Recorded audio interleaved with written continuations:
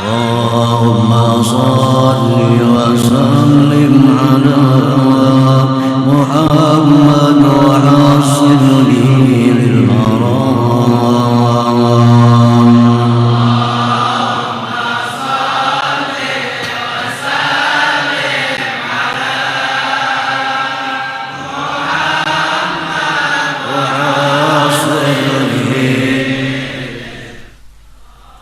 Bismillahirrahmanirrahim. Alhamdulillah wassalatu wassalamu ala Rasulillah sayyidina wa maulana Muhammad ibni Abdillah wa ala alihi wa sahbihi wa man tabi'a hudah, amma ba'd. Qala al-musannif al-imam al-arif billah hujjatul Islam Abu Hamid al-Ghazali rahimahullah wa nafa'ana bi ulumihi fid dharain, amin.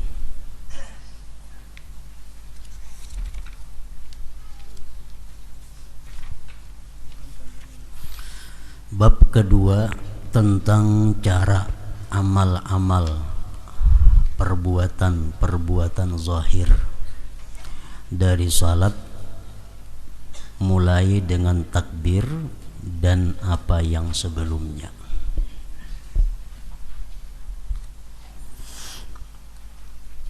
Sayugianya bagi orang yang salat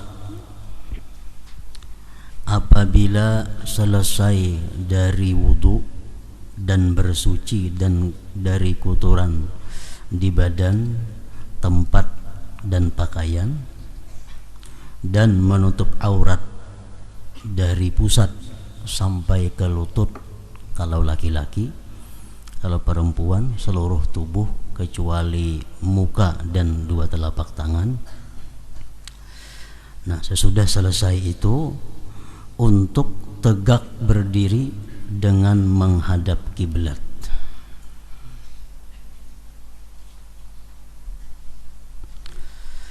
Dan mengambil jarak yang enak di antara kedua telapak kakinya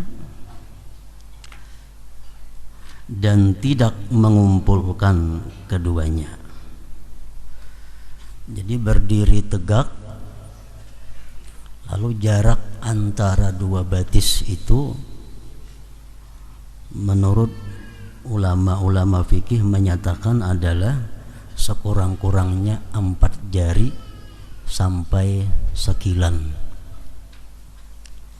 Jadi kita meranggangakan dua telapak batis itu 4 jari paling kada, atau paling lebar sekilan jarak antara dua batis. Artinya jangan kurang pada 4 jari, ranggangnya antara dua telapak batis jangan lebih pada sakilan. Dan tidak mengumpulkan keduanya, artinya dua batis itu jangan bersantuk. Nah, kalau ada pawaknya, jadi batisnya berait, dua telapak batis berait. Nah, jangan macam itu, ranggangakan. Dan tidak mengumpulkan keduanya. Sesungguhnya hal itu termasuk sesuatu yang menunjukkan atas fikih seseorang. Artinya hendak mengetahui orang itu berilmu atau kada, sembahyangnya itu itihi dua batisnya kayak apa inya ma'andak. Bilanya bahasta-hasta parak, nah berarti kada berilmu orang itu. Atau batisnya betatai wara santok kiri lawan kanan, nah itu menunjukkan orang kada berilmu. Kalau orang berilmu itu mesti ma'andak batisnya itu 4 jari ranggangnya, atau paling ranggang sekilan.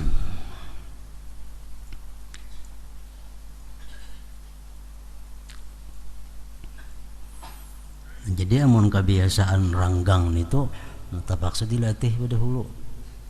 Kaina ranggang tepang terus. Berpuluh-puluh tahun sudah ranggang itu batis na bahasta-hasta. Lalu mau ubahnya terpaksa perhatian, latihan. Nabi sallallahu alaihi wasallam telah melarang dari merapatkan dua batis tadi, dilarang oleh Nabi, dan berpincang dalam salat. Yang dimaksud dengan merapatkan adalah menyertakan dua telapak kaki dengan bersamaan. Daripadanya terdapat firman Allah Ta'ala, muqarranina fil asfad, artinya diikat bersama-sama di dalam belenggu. Sedangkan berpincang yang dimaksud adalah mengangkat salah satu dari dua kaki. Jadi antara batis kanan lawan batis kiri ini tinggi sebelah, itu pun dilarang juga. Termasuk di sini adalah batis kiri, batis kanan itu kada rata, ada nang taka maju, ada nang taka belakang. Maandak batis nih, kiri kan nang tak maju sedikit atau kanan kan nang tak maju, itu pun dilarang juga. Atau bertumpu tubuh kepada salah satu di antara dua kaki, itu pun termasuk nang dilarang juga. Jadi awak kita waktu berdiri itu bujur-bujur dipikul oleh kedua kaki kita. Jangan makan sebelah, baik kiri atau kanan. Nah, jadi batis itu mesti rata, jangan ada nanta maju sebuting, jangan, atau tertinggi sebuting, jangan juga. Daripadanya terdapat firman Allah Azza wa Jal, as-sabinatul jiyad, surah Sad, artinya kuda-kuda yang tenang waktu berhenti dan cepat waktu berlari. Nah, jangan kayak batis kuda bermaju sebelah. Nah, itu. Jadi mesti batis kita sejajar. Ini adalah sesuatu yang dipelihara pada kedua kakinya ketika berdiri. Jadi terpaksa diitihi dahulu batis kita nih. Sebelum sembahyang itu kita itihi dahulu batis, rata kada, ranggangnya kayak apa. Nah, ini termasuk kesempurnaan sembahyang, kesempurnaan salat. Kita atur dahulu batis supaya sekadar sekilan ranggangnya.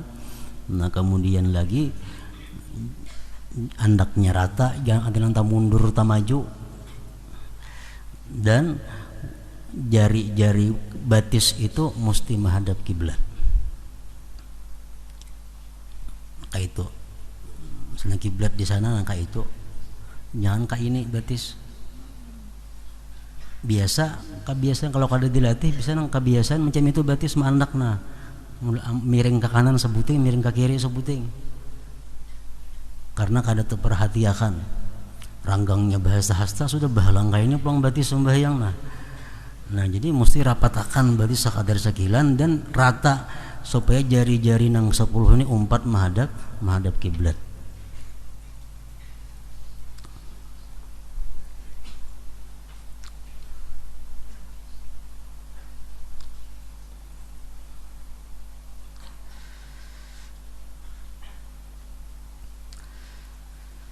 Dan ia memelihara terhadap kedua lututnya dan tulang belakangnya untuk tegak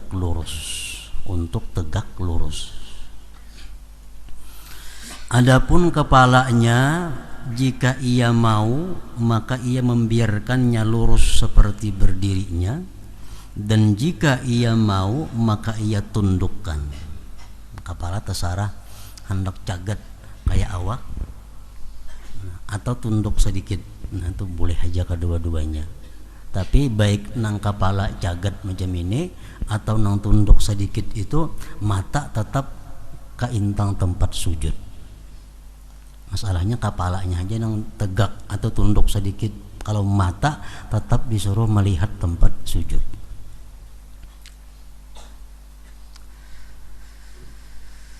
Menundukkan itu lebih mendekatkan kepada khusyuk dan lebih memejamkan pandangan. Hendaklah pandangannya terbatas pada tempat salatnya yang mana ia salat padanya. Jika ia tidak mempunyai tempat salat, maka hendaklah ia mendekat ke dinding atau hendaklah ia menggaris dengan garis, karena hal itu memendekkan jarak pandangan dan mencegah terpecah belahnya pikiran. Dan hendaklah ia menahan pandangannya dari melampaui tepi tempat salatnya dan batas-batas garis, amunnya di garis. Misal sembahyang di tanah, kan tidak bisa ngupasahapan, kan tidak apa garis. Jadi mata kita jangan hendak lewat daripada garis itu. Hendaklah ia terus-menerus pada berdiri, demikian juga sampai ke ruku tanpa menoleh ke kiri atau ke kanan. Ini adalah adab berdiri sembahyang itu. Apabila berdirinya telah lurus menghadap dan menunduknya, demikian juga maka hendaklah ia membaca. Sudah berdiri tegak, batis sudah rata, jarak antara dua batis sudah pas dari sekilan atau kurang sedikit, maka hendaklah ia membaca Qul a'udzu birabbin nas sampai habis. Itu sunat surah An-Nas. Artinya katakanlah saya mohon perlindungan kepada Tuhan manusia sampai seterusnya. Maksudnya agar membaca surat An-Nas untuk menjaga diri dari syaitan. Karena kita membaca surat An-Nas itu, syaitan lari berjauh daripada kita.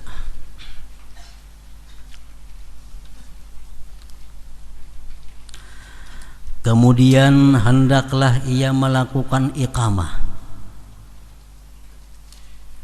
Jadi di sini qul a'udzu birabbin nas dahulu hanya rekamat. Jika ia mengharap datangnya orang mengikut dengannya, maka hendaklah ia azan dahulu. Nah, sudah tuntung semuaan itu. Kemudian hendaklah ia menghadirkan niat, yaitu pada waktu zuhur misalnya ia mengata di dalam hatinya, saya tunaikan fardu zuhur karena Allah. Dan sunat juga menutur dengan lisannya, usalli fardaz zuhri lillah, saya tunaikan fardu zuhur karena Allah. Perkataan saya tunaikan untuk membedakan dari qadaan,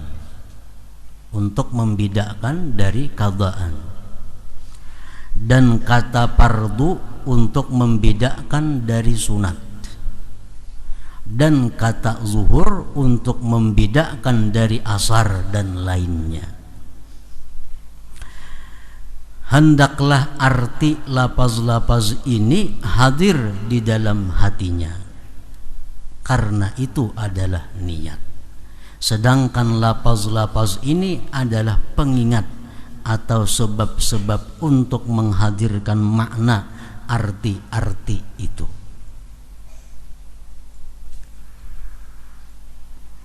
Jadi di dalam niat itu nang wajib ada 3 menurut mazhab kita. Yang pertama yang wajib itu adalah usalli, aku sembahyang. Yang kedua fardu. Yang ketiga zuhur atau asar atau maghrib. Adapun yang lainnya itu 4 rakaat tunai karena Allah Ta'ala itu sunat. Makmuman sunat juga, kecuali sembahyang Jumat. Nah, makmumannya wajib dibuat, wajib dimasukkan. Dan usahakan hal itu kekal sampai akhir takbir sehingga tidak hilang. Jadi sebenarnya niat itu bukan ditutur di dalam hati, Misal dalam hati kita berkata, aku sembahyang fardu zuhur 4 rakaat. Nah, itu ngarannya hadisun nafsi, bukan niat. Tapi untuk orang-orang awam, orang-orang yang masih kada bisa, hal itu masih dibolehkan. Sebenarnya niat itu adalah kesadaran bahwa aku ini melaksanakan sembahyang fardu zuhur. Walaupun kata dibaca berurut, aku sembahyang fardu zuhur, iya nang panjang Allah jadinya. Nah, karena dalam hati waktu Allahu Akbar itu membaca nih itu. Padahal niat itu sebenarnya adalah waktu kita Allahu Akbar itu, mulut kita Allahu Akbar, hati kita sadar kita ini sembahyang fardu zuhur. Cukup itu. Namun kada bisa nang macam itu masih dibolehkan nang tadi. Mulut Allahu Akbar, dalam hati aku sembahyang fardu zuhur 4 rakaat, menghadap kiblat, mengikut imam tunai karena Allah Ta'ala. Nah, itu masih dibolehkan.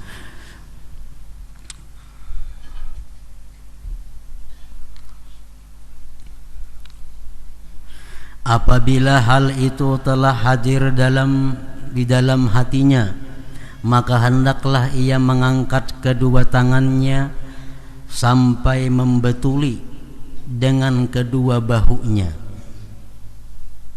Setelah melepaskan keduanya, sekira-kira kedua telapak tangannya membetuli dengan dua bahunya dan kedua ibu jarinya membetuli dengan kedua bagian bawah telinganya dan ujung-ujung jarinya membetuli dengan ujung telinganya, agar ia menghimpunkan antara hadis-hadis yang ada padanya, dan ia menjadi orang yang menghadap dengan kedua telapak tangannya dan kedua ibu jarinya ke kiblat, dan ia hamparkan jari-jarinya dan tidak menggenggamnya, dan ia tidak membebani diri pada jari-jari itu dengan merenggangkan dan mengumpulkan, tetapi ia membiarkannya menurut tabiatnya, karena dinakal dalam asar, menyebar dan mengumpul. Ini adalah antara keduanya dan itu adalah lebih utama. Nah, jadi takbir mengangkat tangan, mengangkat kedua tangan itu supaya ujung jari nang di atas ini membetuli atas telinga, ibu jari ini membetuli bawah telinga. Macam itu misalnya gitu. Nah, kan membetuli, bukan disantukakan, kada. Membetuli. Nah, kemudian kedua telapak tangannya menghadap kiblat. Menghadap kiblat. Jangan jam itu. Miring ngarannya. Allahu Akbar, kemana nih hadapnya telapak tangannya? Allahu Akbar, itu mesti telapak tangan keduanya ini menghadap kiblat. Yang kedua, jari ini dibiarkan kayak tabiatnya macam apa? Artinya kada usah diranggangakan, kada usah dirapatakan. Nah, biar seadanya.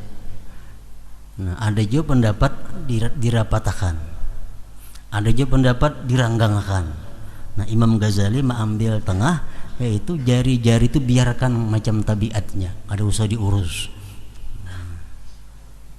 Kada usah diperhatikan macam apa adanya. Nah, dan jangan sekali digenggam.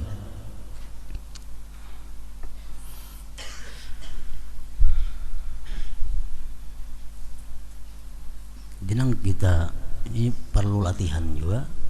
Seorangan di hadapan ceramin, Allah Akbar, di ceramin, maka supaya kau melihat pas kada nih, Allah Akbar, supaya sembahyang itu bujur-bujur sempurna, Allahu Akbar. Nah, jadi ini ujung jari tengah ini atas telinga sini, hendaknya betulannya telunjuk ibu jari ke bawah telinga sini. Nah, Jadi telapak tangan mesti menghadap kiblat. Ada pendapat yang mengatakan sunat ditundukkan sedikit jarinya, supaya ujung jari menghadap kiblat. Ada juga mengatakan kada usah, rata aja macam itu. Yang penting telapak tangannya menghadap kiblat.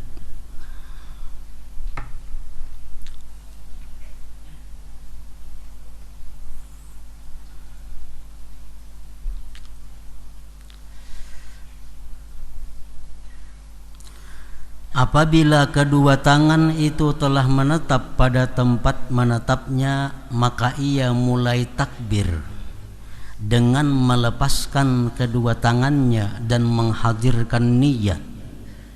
Kemudian ia letakkan kedua tangan itu atas apa yang di atas pusatnya dan di bawah dada.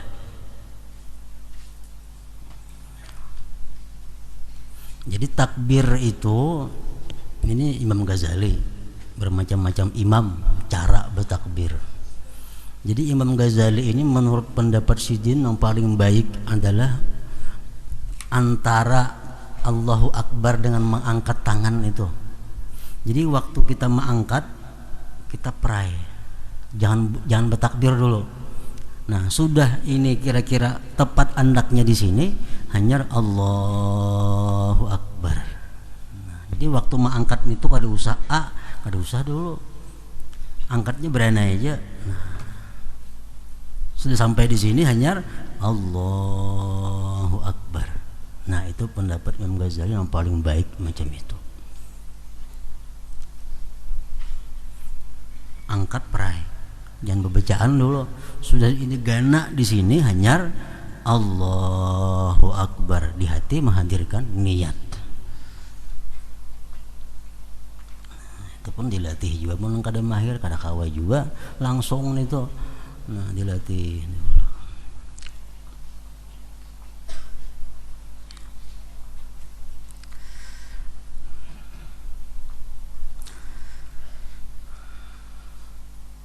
Kemudian ia letakkan kedua tangan itu atas apa yang di atas pusat dan di bawah dada.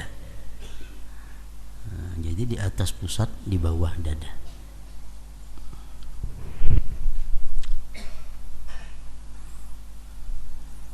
Oleh para ulama ahli hikmah mengatakan, kenapa tangan kita ini diandak di intang sini, di bawah dada, di atas pusat.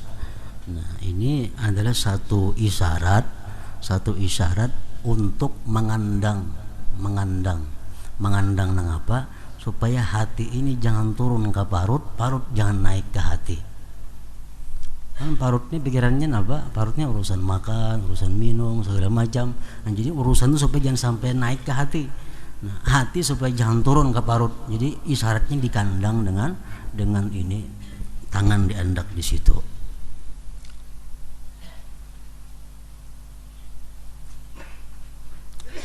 Ia letakkan tangan kanan di atas tangan kiri sebagai penghormatan bagi tangan kanan dengan keadaan di bawah, di atas tangan kanan. Sebarkan jari telunjuk dan jari tengah atas tangan kanan sepanjang lengan, dan ia genggam dengan ibu jari, jari manis dan jari kelingking atas pergelangan tangan kiri. Jadi menandak tangan ini pun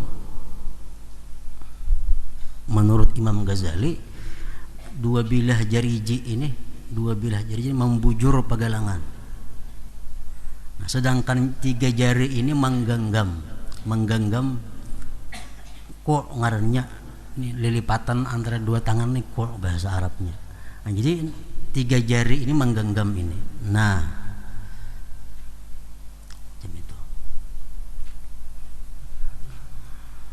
jadi genggam pergelangannya, palipatannya digenggam.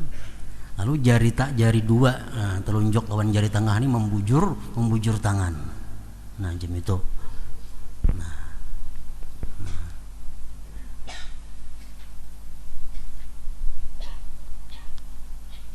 Genggam lawan tiga bilah jari tengah, jari telunjuk membujur lurus. Nah, itu.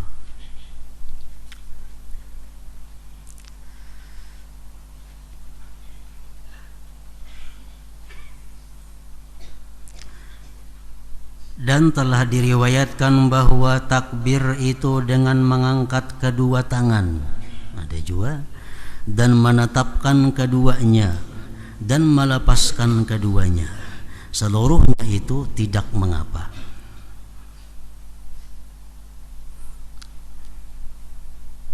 Dan telah diriwayatkan bahwa takbir itu dengan mengangkat kedua tangan dan menetapkan keduanya dan melepaskan keduanya, seluruhnya itu tidak mengapa.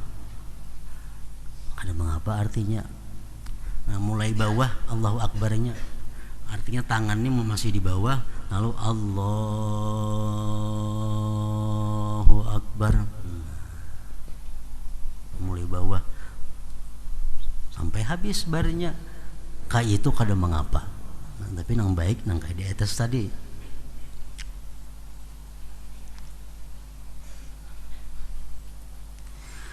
Dan saya memandangnya dengan melepaskan itu adalah layak, karena itu takbir adalah akad. Meletakkan satu tangan atas tangan yang lain adalah bentuk akad. Permulaannya adalah melepaskan tangan dan akhirnya adalah meletakkan tangan. Sedangkan permulaan takbir adalah alif dan akhirnya adalah ra. Maka layaklah memelihara kesesuaian antara perbuatan dan akad. Itu Imam Ghazali memperkuat alasan Sidin yang pertama tadi yang lebih baik. Karena yang pertama ini praja itu seperti mukaddimahnya, seperti permulaannya mukaddimah. Nah, sudah ini di sini gana hanya mulai.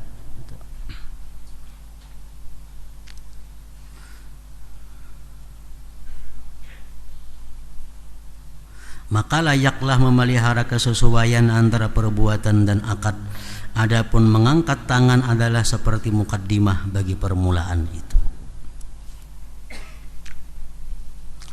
Kemudian tidak layak untuk mengangkat kedua tangannya ke depan seperti menolak bacaannya itu, ini mengangkat membujur menolak ketika takbir.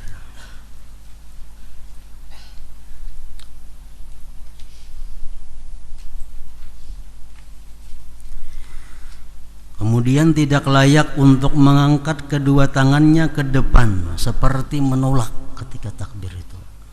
Artinya mengangkatkan Allahu Akbar, nah kayak itu kan menolak kalau kayak ini modelnya.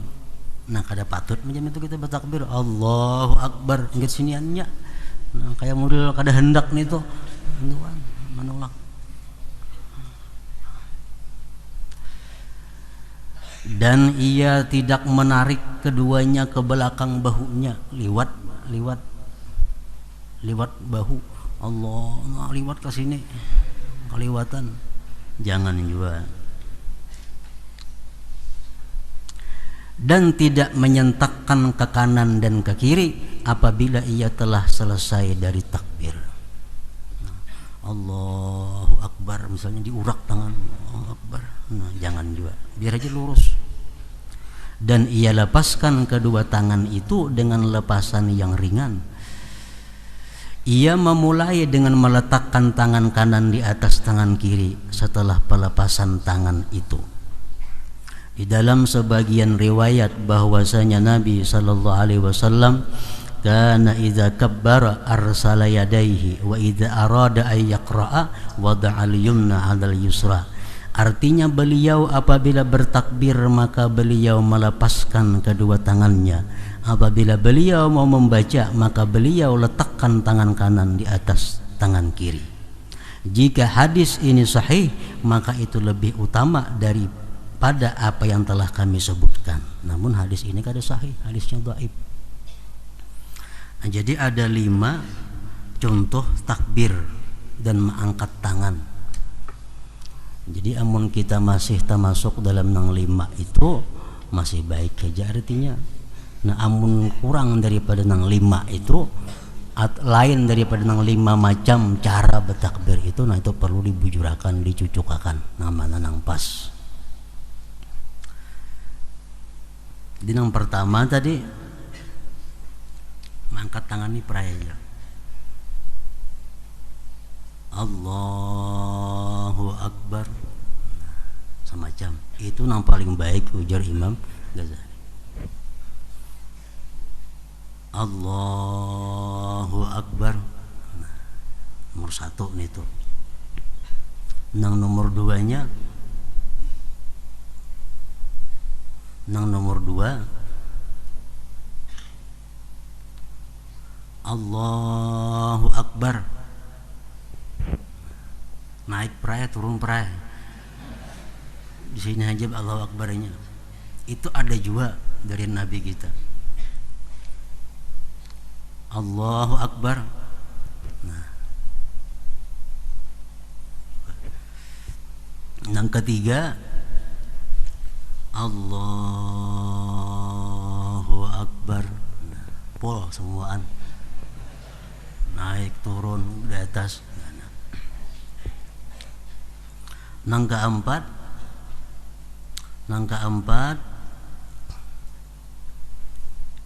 Allahu Akbar, juntayakan tangan. Karena sudah bacaan hanya anak ke sini. Itu pun pernah juga oleh Rasulullah. Jadi Allahu Akbar, nah, juntai. Sudah baca auzubillah, nyerna tangan ke sini. Juntayakan sama sekali. Yang kelima, naiknya aja Allahu Akbar. Nah, Allahu Akbar. Turunnya kada lagi. Nah, jadi namanya antara lima itu nang cucok, nang kawa, nang nyaman. Amunnya kawa usahakan nang pertama tadi, karena itu yang dimu'tamadkan oleh Imam Ghazali dan Imam An-Nawawi. Naiknya aja perai. Nah, ukur dulu tangan sampai asap pas di sini kira-kira, hanyar Allahu Akbar. Nah, itu. Hendak tangan berdahulu, asa kira-kira pas sudah, hanyar Allahu Akbar. Nah, kayak itu.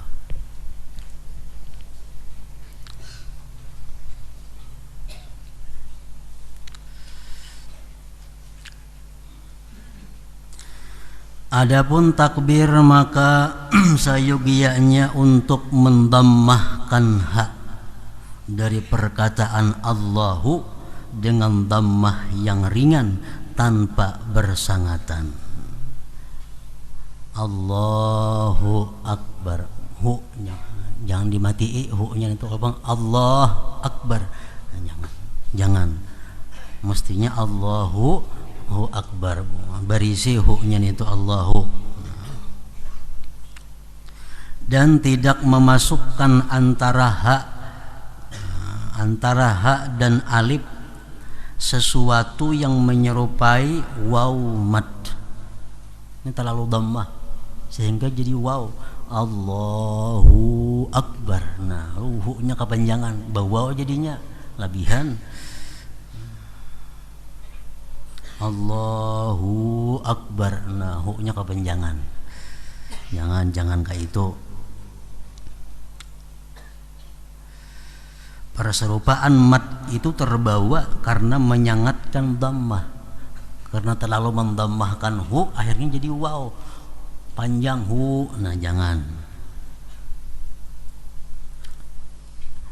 Dan tidak memasukkan antara ba akbar dan ra-nya akan alif, seolah-olah ia mengucapkan akbar. Jangan. Ini baik waktu takbiratul ihram kah atau waktu azan kah, jangan sekali-kali panjang ba-nya itu, karena artinya berubah. Kalau akbar artinya itu maha besar, kalau akbar artinya gendang babun. Ya, kalau kita panjang Allahu Akbar, Allah babun artinya lah. Nah, jadi jangan panjang baknya itu Allahu Akbar. Dan dijazamkan bar ra-nya, dan tidak mendammahkannya ra itu. Ra-nya dimatikan.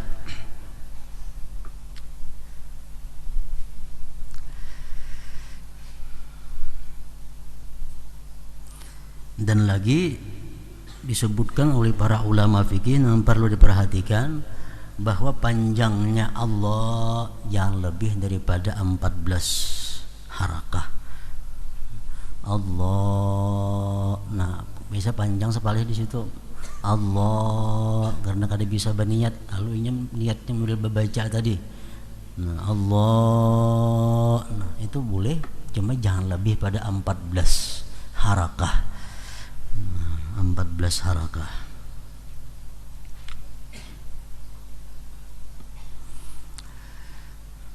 Disyaratkan pula takbir itu didengar oleh kita nang bertakbir. Bila kita seorang kada mendengar, kada sah takbirnya.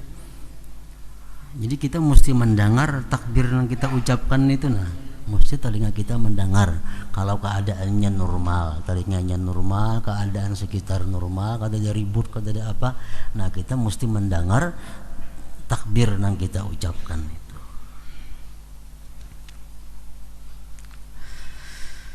Ini adalah perihal bacaan. Kemudian ia memulai dengan doa istiftah.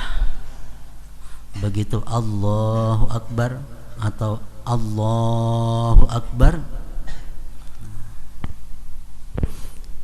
hanya membaca doa istiftah. Kemudian ia memulai dengan doa istiftah. Istiftah artinya pembukaan. Dan bagus setelah ucapan Allahu Akbar untuk membaca Allahu Akbaru kabira walhamdulillahi katsira wa subhanallahi bukratan wa asila wajjahtu wajhiya lilladzi fatara as-samawati wal arda hanifan musliman wa ma ana minal musyrikin inna salati wa nusuki wa mahyaya wa mamati lillahi rabbil alamin la syarika lahu wa bidzalika umirtu wa ana minal muslimin. Artinya Allah Maha Besar, benar-benar Maha Besar. Segala puji bagi Allah dengan sebanyak-banyaknya. Dan Allah Maha Suci pagi dan sore. Aku hadapkan wajahku kepada Zat yang menciptakan langit dan bumi dan condong dan berserah diri. Dan aku sama sekali tidak termasuk golongan orang-orang yang mensekutukan Allah. Sesungguhnya salatku, ibadahku, hidupku dan matiku adalah bagi Allah Tuhan semesta alam. Tidak ada sekutu baginya, dan dengan demikian saya diperintah dan saya termasuk golongan orang-orang yang berserah diri. Nah, itu maknanya. Kemudian ia membaca subhanakallahumma wa bihamdika wa tabarakasmuka wa ta'ala jadduka wa jalla sanauka wa la ilaha ghairuka. Artinya maha suci engkau ya Allah, dan dengan segala pujimu, maha suci namamu, maha tinggi kemuliaanmu dan maha besar pujianmu, dan tidak Tuhan selainmu, tidak ada Tuhan selain. Agar menghimpunkan hadis-hadis yang berpencaran. Ada hadis mengatakan Nabi dua iftitah sidin subhanakallahumma, itu aja. Ada hadis yang lain Nabi dua iftitah wajah atau wajian, itu aja. Jadi supaya tak kumpul hadis-hadis kita baca semuaan. Jadi doa iftitah atau istiftah tadi hukumnya adalah sunat dengan beberapa syarat. Syaratnya antara lain bahwa kita belum membaca a'udzubillah. Kalau sudah tak baca a'udzubillah sengaja atau kada sengaja, kada boleh lagi kita membaca dua iftitah itu. Jadi Allahu Akbar bernapas-napas, Allahu Akbar kabira langsung. Amun sudah a'udzubillah hanya ingat pada dua iftitah belum, nah kada boleh lagi tarusakan aja a'udzubillah, jangan lagi dua iftitah diulangi. Itu syaratnya. Nah kedua lagi syarat sunatnya dua iftitah itu kita kada khawatir, kada takutan keluputan sebagian Fatihah kalau kita jadi makmum. Nah jadi kalau kita jadi makmum, kita sunat membaca doa iftitah kalau kita punya keyakinan sampat membaca Fatihah. Amun kita ragu-ragu asa sampat asa kada membaca Fatihah, kada usah baca doa iftitah. Misal imam, kita datang ke masjid, imam sudah membaca qul ya ayyuhal kafirun, kita datang Allahu akbar, jangan iftitah lagi, kada sampat baca Fatihah, imam rukuk, nah jadi langsung aja ke Fatihah, auzubillah. Nah jangan membaca doa iftitah. Dia tidak khawatir kalau putan sebagian Fatihah. Yang ketiga syaratnya, dia tidak khawatir keluar waktu sembahyang. Kalau waktu sudah mipit, kada usah berdoa iftitah lagi, karena tak keluar sembahyang dari waktunya. Nah jangan lagi.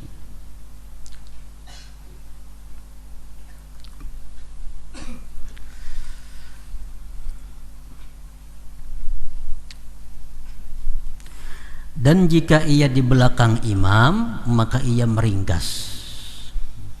Jika imam tidak diam lama, yang mana ia membacanya. Namun kita makmum, cukup salah satu di antara dua tadi iftitah, nah mana hendak kita pilih. Kada usah kedua-duanya. Kalau pindah kada sawat kena. Namun sembahyang sorangan, ayo baca dua iftitah sepanjang-panjangnya, kada jadi masalah.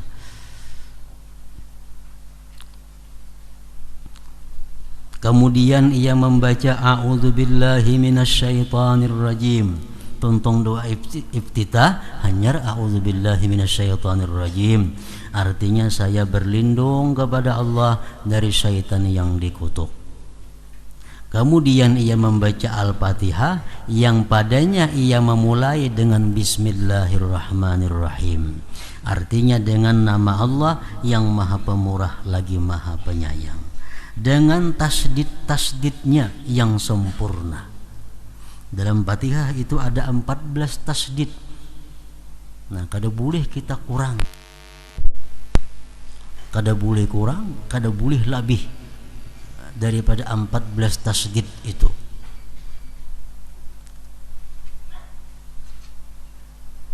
Dalam Bismillahirrahmanirrahim ada 3 tasdid. Bismillah sebuting, Hirrah sebuting, Nirrahim sebuting. Nah, jadi tasdid itu jangan kurang, jangan lebih, berlebihan jangan. Berlebihan kan kita salah pulang artinya. Dalam Fatihah ada 14 tasdid yang dipelihara. Dan juga huruf-hurufnya. Huruf-huruf dalam Fatihah itu jangan dikurang, jangan ditambah daripada yang ada. Huruf Fatihah ada yang mengatakan 155. Itu kalau maliknya handap.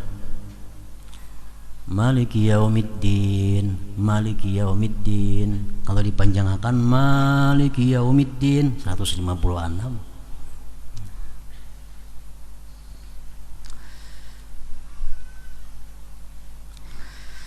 Ia bersungguh-sungguh dalam membedakan antara dhat dan za. Dan di akhir Al-Fatihah ia membaca amin, semoga Allah memperkenankannya artinya, dan memanjangkannya akan sebagai panjang amin, dan jangan menyambungnya dengan bacaannya waladhdallin, jangan disambung waladhdallin amin, nah bersambung orangnya. Jadi mesti ada di situ diam, sekadar membaca subhanallah waladhdallin amin, nah sekadar subhanallah, untuk membedakan bahwa amin itu bukan termasuk daripada Al-Quran, membedakan amin bukan termasuk bagian dari surat Al-Fatihah. Ia menyaringkan bacaannya pada salat subuh, maghrib dan isya, kecuali jika ia menjadi makmum, dan ia menyaringkan bacaan amin. Kemudian ia membaca surat atau sekadar 3 ayat Al-Quran atau lebih, dan akhir surat itu jangan disambung dengan takbir mau turun rukuk, dengan memisah antara keduanya dengan kadar bacaan subhanallah.